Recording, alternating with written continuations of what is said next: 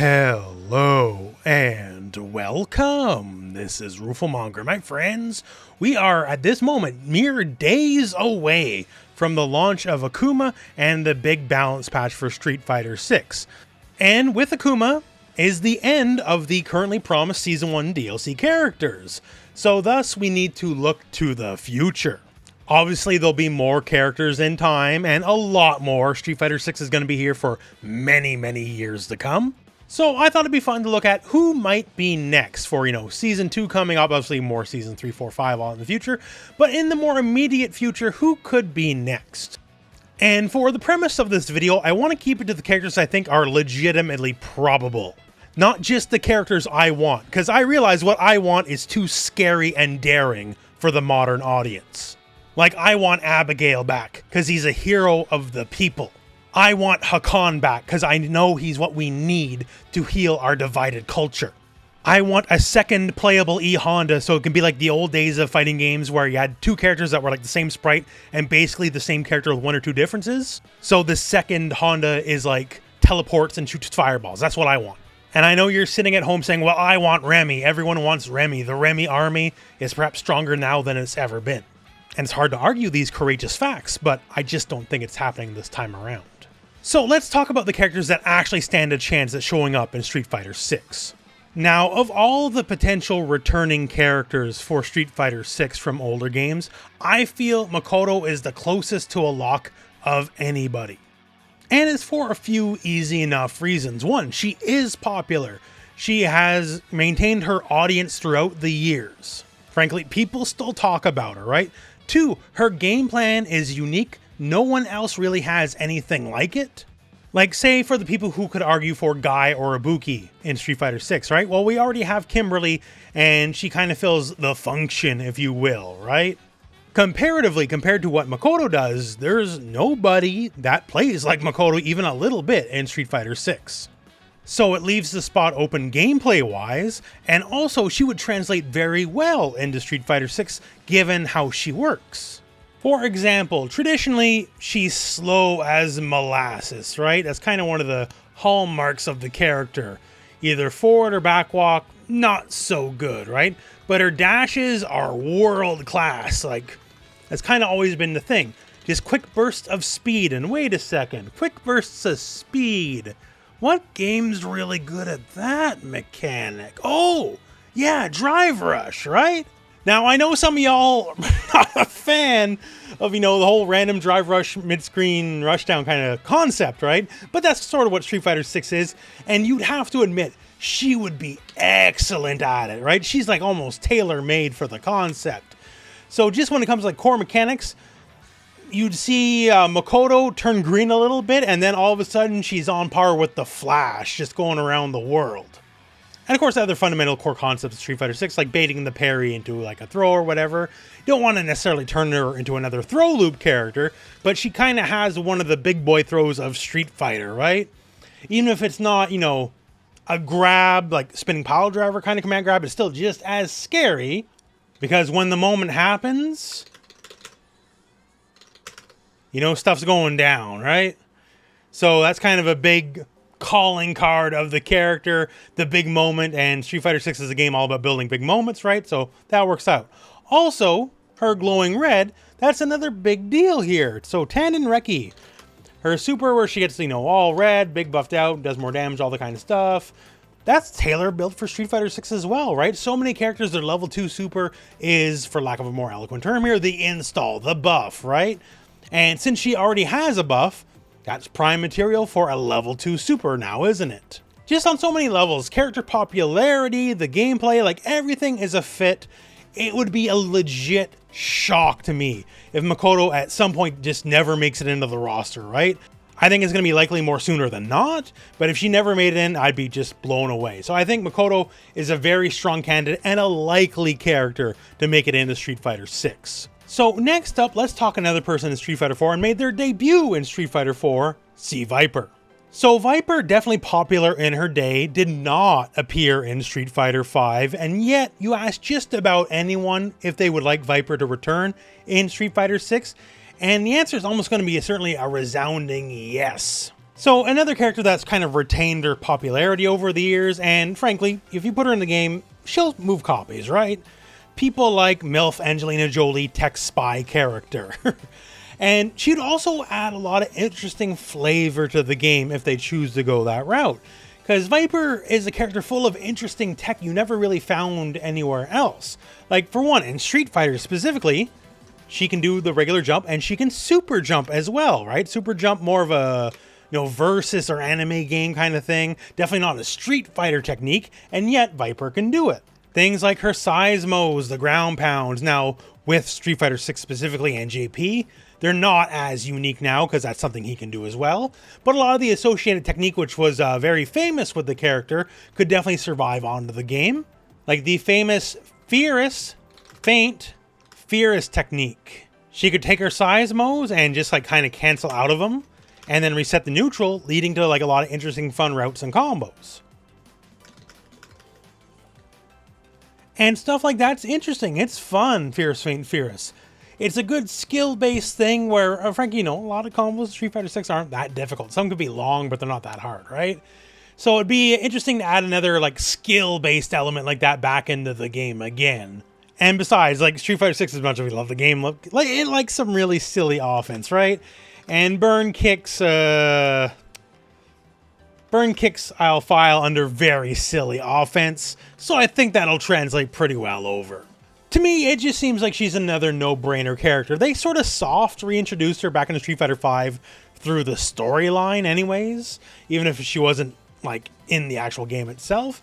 It's a character I feel that will just sell well no matter what you do and would benefit the game, and moving copies is kind of what you want to do anyways. And C Viper is a character that'll move copies. Now, how about another classic that's likely to return? That is prisoner turned mayor, Cody Travers. Cody was in Street Fighter 4, he was later in Street Fighter 5, and he's just a popular character all around, not the least of which is there's always the final fight connection. And Street Fighter 6 through the World Tour mode has a bit of a more final fight connection than most Street Fighter games, and yet we don't have much actual final fight representation. If there was ever, say, an expansion to the World Tour mode, especially where they can go more in depth in the game world and all that kind of stuff, Cody being the mayor and all that kind of stuff, it makes sense.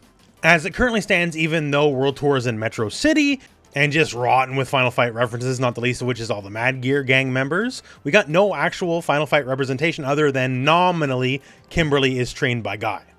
Now, moveset-wise, like, he just kind of works, right? Like, he'd fit very well. That's why his moveset hasn't changed much from Street Fighter Alpha to Street Fighter 4 to Street Fighter 5. Like, just, the core base of, slide kicks, step kicks, the projectiles, all that kind of stuff. And, of course, the items. Famously, he can pick up a knife in many of the games and use the knife to increase his reach, increase his normals. This would also work out great in Street Fighter 6 as, say, his dedicated level 2 install. Burn 2 bars, you get a knife or maybe a pipe like Street Fighter 5, right? And then you can just kind of go to town bullying someone with these powerful attacks and, of course, maybe tossing them when you're done. He's proven successful, basically, right? He's in a lot of games, lots of people like him. Has a moveset that's been proven successful, proven enjoyable over multiple games. That's why they keep it around, right? And frankly, people just plain like Cody. In my times over the years, I can't say I've ever met a dedicated Cody hater. Of course, now that I say that, you're going to post in the comments below that you're that guy, so I guess congratulations. But yeah, I feel Cody's likely. He was DLC last time around, obviously successful enough, especially because they built a marketing campaign around him using Kenny Omega. I feel it's pretty safe to say somewhere down the road we're going to see Mr. Cody Travers again in Street Fighter 6. Now, keeping the Metro City theme going, another pretty likely character is Poison. Not necessarily like immediately Season 2 or anything, but down the road I feel like Poison has a very strong chance. When it comes to the Final Fight universe, and I guess just Street Fighter in general nowadays anyways, Poison is immediately one of the most recognizable characters. Now, is a big part of her visibility and popularity the sex appeal factor? Well, yeah, obviously. If Poison wasn't hot, she was never going to be a playable character, let's put it that way. And one of the benefits of Poison, other than specifically like her mannerisms and attitude, that's kind of may remain consistent over the years and just how she acts and looks, right? Her moveset's very malleable. Like the Street Fighter 4 version of the character, which was based off the Street Fighter Cross Tekken version of the character, right, is very, very different from, say, the Street Fighter V version. In Street Fighter 4, she's basically like Shoto Light, Shoto adjacent. And in Street Fighter V, she's like Dhalsim Light, Dhalsim adjacent, right? So it's a pretty huge shift for the character tone. But once again, the attitude, you know, the personality, that remains the same. Poison's still sassy and all that, right? So she's very much a blank canvas when it comes to moveset. You don't necessarily have to be beholden to what she was in the past, because she has no one set archetype, because it changes game to game. So if you're looking to do something different gameplay wise, but still want a character that you're gonna be able to sell, you know, will do numbers, Poison's the perfect fit. She doesn't have to be beholden on the past, anything moveset wise. You can do whatever you want. You can experiment with whatever cool gameplay ideas you have, but then you have it on the shell that it's Poison and she's gonna sell no matter what. So with these things in mind, I just feel like she's a very safe bet. And now going directly from Poison, let's talk Hugo. Hugo, another representative that started from Street Fighter 3 and has returned for multiple games like Street Fighter 4. In fighting games, we always have archetypes to fulfill, right? And the big boy archetype is definitely filled well by Hugo. Obviously, there'll be more grappler style characters in time, right? That's the march of nature. That's how it's gonna go. And Hugo is very popular and obviously one of the best examples of the archetype, right? He's a big boy's big boy, as he literally fulfills, you know, the grappler archetype and the big boy archetype, as he usually has things like armor as well, like a stand heavy punch in Street Fighter 4. The thing with any archetype is, you know, we want multiple ways to play. So while Zangief's more about like setting up the big grab, even though obviously Hugo has the big grab and all that, he's a bit more buttonsy, you know, obviously even more plodding. It'd be an interesting take for Hugo, say in Street Fighter 6, if for some reason he was like the one character that couldn't drive rush, at least in neutral, right? You have to deal with the slow plodding nature of the character, but hey, who knows? That's just ideas in my head, right? But yeah, so Hugo, it just seems like an easy fit. Once again, popular. People really want Street Fighter 3 characters to return some way, some form. I feel that Makoto, as in the beginning of the video, is probably the easiest, best example of that happening. But Hugo just being another popular example from the franchise as well. His moveset would translate over very easily. It'd be very fun to work with, right? I don't have much to say other than he'd be a no-brainer character. You need more big body characters. You need more grappler archetype characters anyways, because, you know, you got to keep everybody happy, right? Not just all the Shoto players and all the Rushdown players. And Hugo would do that very well. I can't really think of anyone that wouldn't be happy to see Hugo in the game versus the many I know that would hate to see Abigail in the game. I like Abigail, I'm a big fan, but I realize Hugo is probably the choice the people will go with. And now let's hit you with another no-brainer. I don't know when, right? I don't know if it's Season 2, Season 3, Season 4, whatever, but Sakura is absolutely coming to Street Fighter 6. She is simply too popular, too beloved, too kind of essential to Street Fighter. I'd say not essential enough to be base roster, but then again, she's the character that doesn't need to be base roster because they know you're gonna buy her. That's why Akuma is DLC. They know Akuma is gonna get your dollars. You're gonna buy Akuma, right? And much the same, you're gonna buy Sakura. Is she still basically gonna be like Ryu Light, Ryu adjacent? Sure. That's what people want. They don't want her to be anything other than that, right? But that's how it's gonna work. She's just popular enough. She's persistent throughout the years. She'll always be popular. And if you put her as DLC, she will make money. And that's the name of the game in the end, making money. And there's very few characters I can think of that'll make more money than Sakura. Obviously Akuma will, right? But that's why he's next up. Sakura, there's just not much to discuss. You put her out, people will buy her. End of story. Now, what about rebranded characters? Old characters, but with a new coat of paint. Street Fighter 6 has done that very well, in fact, right?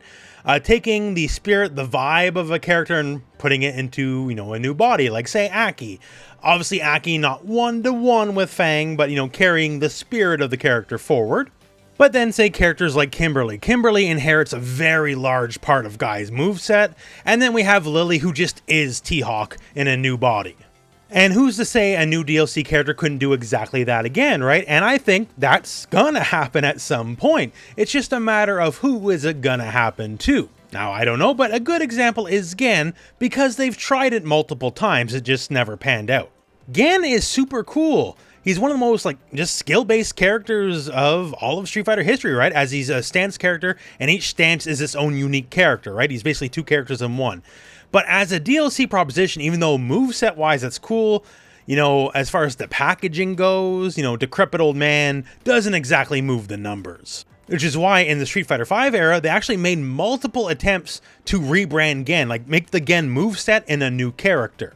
Didn't quite pan out, right? This character actually would eventually go on to become female Seth. The idea of her anyways, right? As super tall, muscular lady. But yeah, she was meant to be Gen's student. So none of the multiple Gen rebrands in the oven panned out, but like it's obviously something they're interested in. And character-wise, Gen's one of the coolest characters in Street Fighter history, right? Like he's super cool. Even lore-wise, he goes toe-to-toe with Akuma, because he's just that strong, right? Only problem is he's an old man. But you rebrand the character, you know, a younger, more attractive, more appealing character to sell for DLC money, right? You take that Gen moveset, put in a better body, and you might do something with it. And of course, there's a lot of potential examples over the years, over the very large roster of characters they can take the moveset of and basically effectively rebrand. But Gen's a good idea, so that's what we're going to go with. And of course, there's just going to be all new characters, naturally, right?